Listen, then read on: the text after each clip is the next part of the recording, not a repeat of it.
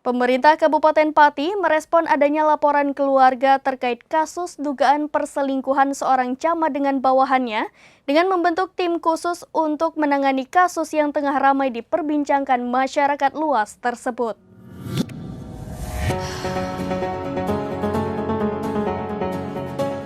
Kini Pemkab tengah memanggil saksi-saksi dalam kasus tersebut. Pemkab Pati membentuk tim khusus guna menyelidiki kasus camat di Pati dengan seorang aparatur sipil negara.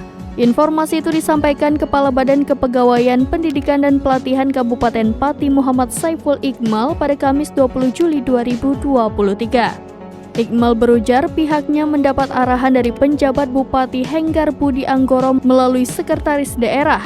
Pihaknya langsung melakukan tindakan bersama inspektorat yang berkaitan dengan pembinaan ASN. Iqmal mengatakan untuk mendalami kasus ini, pihaknya telah memanggil beberapa saksi untuk dimintai keterangan.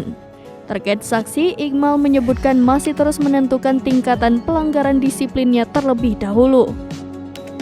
Menurut Iqmal, apabila oknum 2 ASN tersebut terbukti melakukan pelanggaran berat mulai dari turun pangkat akan diberhentikan dari jabatan atau diberhentikan sebagai ASN. Sebagai informasi, skandal perselingkuhan camat di Pati justru diunggah sendiri di akun media sosial TikTok anak perempuan bawahannya yang diduga selingkuhan. Sebuah serial foto yang mengungkap dugaan skandal perselingkuhan ini viral di TikTok.